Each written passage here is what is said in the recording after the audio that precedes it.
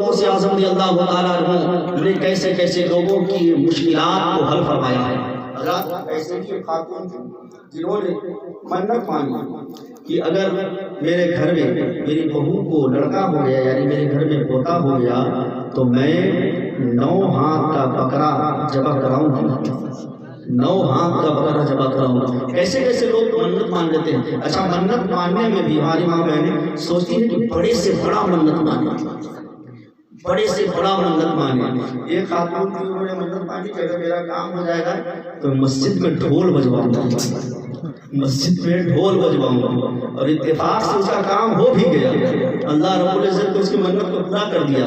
اب وہ کہنے لگے اپنے گھر میں، اپنے شوہر سے کہا، شوہر امام تھے مسجد کے، کہا میں نے منت مانی ہے کہ مسجد میں ڈھول بجواؤں گا۔ کہا نعوذ باللہ من ذالک، استغفر اللہ، یہ کیسی بات کرتے ہو، یہ شیطان کا آلہ ہے، یہ حرام ہے، ناجائز ہے، شرک ہے، بدعت ہے۔ انہوں نے کہا نہیں اے مولوی سوچ، میں تمہاری وائف ہوں، میں تمہاری وائف ہوں، یعنی کہ میں تمہاری لائف ہوں، تو چاہے باہر جیسا بھی ماحول بنا لے، مگر گھر کے اندر تو وہی کرنا پڑے گا جو میں کہوں گا۔ میں نے منت مانی ہے تو اسے پورا کرنا پڑے گا۔ اب حضرت دیکھے، امام صاحب دیکھے کہ دیکھو اگر بات نہیں مانی تو ادھر بیوی جاتی ہے، اگر بات مان لی تو ادھر نوکری جاتی ہے، امامت کی نوکری بھی چھوٹ جائے گی، کیونکہ مسجد میں کیسے ڈھول بجائے گا۔ مگر مولوی بھی تو مولوی ہوتا ہے نا۔ مولوی سوچا کہ اب کام کچھ ایسا کیا جائے کہ بیوی کی بات بھی پوری ہو جائے اور ڈھول بھی بج جائے، اور صدر صاحب کو سمجھ میں بھی نہ آئے، صدر صاحب کو سمجھ میں بھی نہ آیا، ہمارا کام بھی پورا ہو جائے۔ نیچے گھما دیں گے گردن میں ڈھول اور جمعہ کی پوری سب مقتدی دیکھتے ہیں امام صاحب کو کیا ہو گیا، پاگل مقتدی ہو گئے، ڈھول ٹانگ کر کے چل رہے ہیں۔ ویسے ہی ایک ڈھول اوپر سے ڈھول کے اوپر ایک اور ڈھول لٹکائے ہوئے پہنچتے ہیں امام صاحب مسجد میں، اور پہنچنے کے بعد لوگ پریشان ہیں، آخر یہ کیا کرنے والے ہیں۔ امام صاحب پہنچے منبر پر، اور پہنچنے کے بعد کہا دیکھو مقتدی کا حضرات دیکھیے یہ کیا ہے، یہ ڈھول ہے، ڈھول یہ شیطان کا آلہ ہے، یہ حرام ہے، یہ مزامیر حرام ہے، یہ شیطان کا آلہ ہے، یہ شرک ہے، یہ بدعت ہے، اسے بجانا جائز نہیں ہے۔ دیکھو یہ ڈھول ہے، ادھر سے بجاؤ گے تو بھی حرام ہے، ادھر سے بجاؤ گے تو بھی حرام ہے، ادھر سے بجاؤ گے تو بھی حرام، ادھر سے بجاؤ گے تو بھی حرام، اور اگر دونوں طرف سے بجاؤ گے تو اور بڑا حرام ہے۔ اسی لیے میں اس ڈھول کو توڑتا ہوں، آج توڑ کے دیکھتا ہوں۔ حضرات اب بیوی کی بات بھی پوری ہو گئی، منت بھی پوری ہو گئی، اور صدر صاحب کو سمجھ بھی نہیں۔ آخر امام صاحب نے کیا کر دیا بھائی، یہاں کھڑے ہوئے تو منت بھی لوگ ایسا مانا کرتے ہیں، بڑے سے بڑا منت، ہماری ماں بہنیں زیادہ مانا کرتے ہیں۔ کچھ منت تو ایسے ہوتے ہیں جو جائز بھی نہیں ہوتے، تو منت ہوتے ہی نہیں، ایسے ایسے منت بھی لوگ مان لیا کرتے ہیں۔ ویسے ہی وہ خاتون نے منت مانی، انہوں نے کہا کہ پوتا ہو جائے تو 9 ہاتھ کا بکرا ذبح کروں گا۔ حضرات گرامی، پوتا ہو گیا، اللہ رب العزت نے دے دیا، اب وہ حیران ہے، پریشان ہے، 9 ہاتھ کا بکرا کہاں سے، بڑے سے ایک بڑا سا رسی خرید کر کے لائی، اور لانے کے بعد اس سے جب ناپا تو 3.5 ہاتھ کا نکلا۔ اب مفتیان کرام کے سامنے وہ جا کر کے عرض کرتی ہے، کہتی ہے کہ میں نے منت مانی ہے، اور منت اگر پورا نہیں ہوا، کہیں میرے پوتے کو کچھ ہو گیا تو بڑا غضب ہو جائے گا۔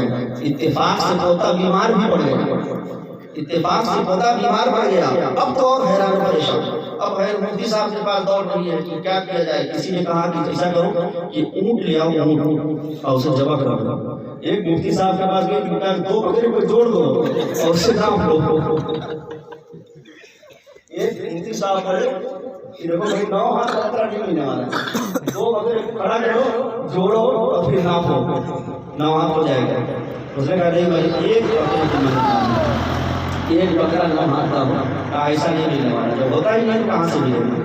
حضرات گرامی قربان جائیے، حضور غوث اعظم رضی اللہ تعالیٰ عنہ کے بچپنے کا زمانہ ہے، وہ خاتون روتی ہوئی گزر رہی تھی، میرے غوث مدرسے سے پڑھ کر کے اور نکل رہے تھے، دیکھا کہ یہ خاتون جو ہے یہ رو رہی ہے، آنکھوں میں اشک جاری ہے۔ آپ نے پوچھا کہا خاتون امی بتائیے رونے کا سبب کیا ہے؟ اس خاتون نے کہا کہ بیٹے جاؤ، ایک تو میں ویسے ہی پریشان ہوں اور پریشان نہ کرو، میرے جلے میں نمک مت چھڑکو۔ حضرت غوث اعظم رضی اللہ تعالیٰ عنہ نے آپ نے فرمایا کہ امی جان سنیے، اللہ رب العزت نے مجھے اس گھرانے میں پیدا فرمایا ہے، اس گھر میں پیدا فرمایا ہے جس کے لیے امام فرماتے ہیں لا رب العرش جس کو جو ملا ان سے ملا، پڑھتی ہے کونین میں نعمت رسول اللہ کی۔ اے امی جان مجھے اللہ رب العزت نے ایسے خاندان میں پیدا کیا ہے جہاں لاج نہیں ہوگی، جہاں پر نہیں ہوگی، جہاں ہر مانگنے والے کو مانگنے سے سوا دیا جاتا ہے، خالی چھوڑی لوگ لے کے آتے ہیں اور بھائی کو بجائے بیٹھتے ہیں، امام کہتے ہیں بات کا دودھ و گرم ہے، شہر میں کہا گیا نہیں سنتا ہی نہیں مانگنے والا فرماتے ہیں کہ مجھے اللہ رب العزت نے ایسے گھرانے میں پیدا فرمایا ہے، بتاؤ تمہاری کیا پریشانی ہے؟ کہا بیٹے میں نے ایسی ایسی منت مانی ہے، کہا بس اتنی سی بات تمہارا مسئلہ حل ہو جائے گا، چلو گاؤں میں چلو کہاں تمہارا گھر ہے؟ کہا بیٹے دیکھو ویسے بھی میں پریشان ہوں، اگر مسئلے کا حل اگر نہ ہو تو مت جاؤ وہاں، ویسے بھی لوگوں نے مجھے میرا بہت مذاق اڑایا ہے اور میرا نام بھی رکھ دیا ہے کہ 9 ہاتھ کے پکڑے والی گنجا، میرا نام رکھ دیا ہے، اگر مسئلے کا حل نہ ہو تو مت جاؤ بیٹا، لوگ مذاق بہت اڑائیں گے۔ حضرت غوث اعظم رضی اللہ تعالیٰ عنہ نے کہا کہ نہیں امی چلیے آپ کا مسئلہ حل ہو جائے گا۔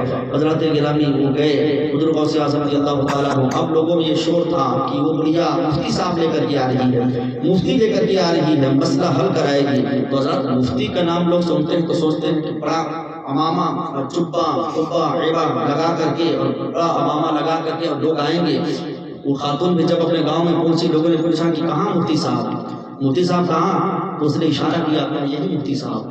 حضرت غوث اعظم کا بچپنے کا زمانہ ہے، 6 یا 7 سال کی عمر ہے، کہا یہی مفتی صاحب۔ لوگ ہنسنے لگے، لوگ مذاق اڑانے لگے، کہا بڑے بڑے مفتی جس مسئلے کو حل نہ کر سکے، ابھی آپ نے سماعت کیا تھا اور حضرت سے یہ بڑے بڑے مفتی جس مسئلے کو حل نہیں کر پاتے تھے، غوث اعظم اسے چٹکیوں میں حل فرما دیا کرتے تھے، چٹکیوں میں حل فرما دیا کرتے تھے۔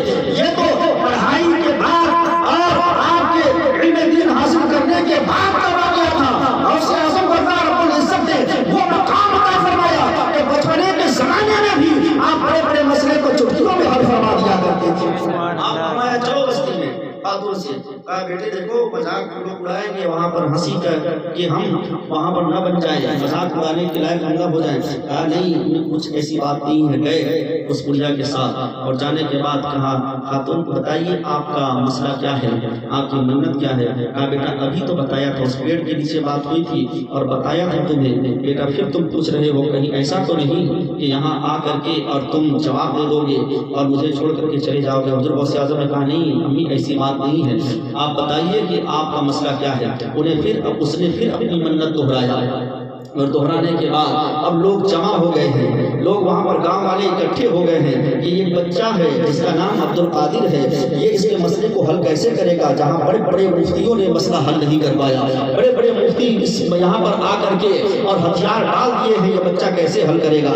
جب لوگ جمع ہو گئے، حضرت غوث اعظم رضی اللہ تعالیٰ عنہ نے اس خاتون سے کہا کہ اے امی جان جا اپنے پوتے کو لے کر کے آ۔ وہ پوتے کو لے کر کے آتی ہے۔ اب میرے غوث فرماتے ہیں دیکھیے مسئلہ کیسے چٹکیوں میں حل ہو گیا۔ میرے غوث فرماتے ہیں کہ خصی کو بھی لے آؤ جسے تم نے خریدا ہے 3.5 ہاتھ کا، وہ خصی بھی لے آتی ہے۔ اب میرے غوث فرماتے ہیں کہ اب تیرے پوتے کی جو ہاتھ ہے اس ہاتھ سے اس خصی کو ناپ لیا جائے، وہ بھی تو ہاتھ ہے، اس کا بھی تو ہاتھ ہے، اسی ہاتھ سے ناپ لیا جائے۔ جب اس بچے کے ہاتھ سے اس خصی کو ناپا گیا تو وہ پورے 9 ہاتھ کا خصی نکلا۔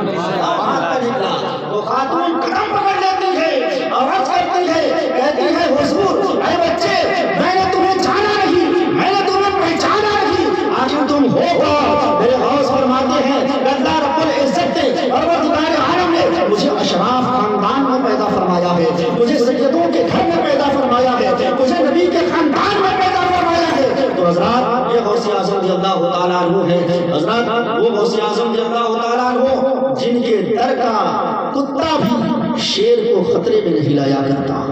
جن کے در کا کتا بھی شیر کے خطرے میں نہیں لایا کرتا، وہ میرے غوث۔ امام فرماتے ہیں واہ کیا مرتبہ اے غوث ہے بالا تیرا، اونچے اونچوں کے سروں سے ہے قدم آلا تیرا، اور سر بھلا کیا کوئی جانے کہ ہے کیسا تیرا، اولیاء مانتے ہیں آنکھیں وہ ہے کڑوا تیرا۔ سر بھلا کیا کوئی جانے کہ ہے کیسا تیرا، اولیاء مانتے ہیں آنکھیں وہ ہے کڑوا تیرا، اور سارے افغان جہاں کرتے ہیں کعبے کا طواف، کعبہ کرتا ہے طواف درے والا تیرا، اور پروانے ہیں جو ہوتے ہیں شمع پہ نثار، شمع ایک تو ہے کہ پروانہ ہے کعبہ تیرا، اور قسمیں دے دے کے کھلاتا ہے پلاتا ہے تجھے پیارا اللہ تیرا، چاہنے والا تیرا، اور ہے رضا تو نبی لگ تو نہیں جید تو نہ ہو، سید جید ہر دہر ہے مولا تیرا، اور تیری سرکار نے لاتا ہے رضا اس کو شفیع، تیری سرکار نے لاتا ہے رضا اس کو شفیع جو میرا غوث ہے اور لاڈلا بیٹا تیرا۔ وآخر دعوانا الحمدللہ رب العالمین۔ السلام